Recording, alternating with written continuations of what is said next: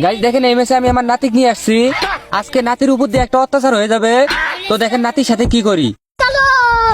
আচ্ছা নাতি, তুই তো আমাকে খুব ভালোবাসিস তাই না? বাল ভালোবাসি। আমার গার্লফ্রেন্ড থাকতে তোমাকে ভালোবাসবো কে? আরে ওই ভালোবাসা না, আমি তো তোকে নাতি করে কই, তুই তো আমাকে দাদার মতো ভালোবাসিস তাই না? তাও বাসি না। আমার দাদা থাকতে তোমাকে আমি দাদার মতন ভালোবাসবো কে? দাদা মারাইছে আবার। আচ্ছা যা, গেমের ভিতরে আমি মরে গেলে তো তুই আমাকে রিভাইভ দেস, তোর টিমমেট হিসেবে তো তুই আমাকে অন্তত ভালোবাসস। তাও বাসি না। তুমি আমার এলাকার ভাই হও দেখে তোমাকে রিভেপ দিই, নইলে ভালো রিভেপ দিতাম না।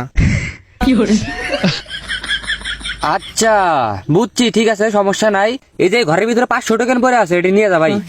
এই যে এদিকে এদিকে এদিকে, এই যে ছোট ঘরের ভিতরে 500 টোকেন, এটা নিয়ে তোর কাছে রাখে দে, পরে আবার রিভাইভ দিতে কাজে লাগবো। থ্যাংক ইউ 500 টোকেন দেওয়ার জন্য। আচ্ছা ঠিক আছে, তুই টোকেনটা নিয়ে রাখ, আমি একটু হাইগে আহি। আমাকে কভার দেশ, কোনো এনিমি যাতে না মারে। আচ্ছা ঠিক আছে। কিরে, ওই যে দরজার মধ্যে আটকে থুয়ে গেছে, মেজাজটা কার গরম হয় না? এ বাল, দরজা থেকে আগে সরো। হোগার নাতি দরজা থেকে সরে হাঁকবে যা। শালা আমাকে এই জায়গায় ফাঁসার জন্য আনছে। এ বাল, জোনে বসছে মরমু, তোর এখনো আগা হয় না। এই জন্য বালটাক দেখতে মন চায় না, সবসময় ফাজলামি মারায়। খালি যদি জোনে মরছি, তোর গোয়ার শাটার খুলে ফেলামু। মেজাজটা যে গরম হইতেছে, শালা এমনও হয় না, হাঁকবে যে মনে হয় মরছে। ইচ্ছা করতেছে বাথরুমে যা ওর হোগার মধ্যে একটা লাথি মারি।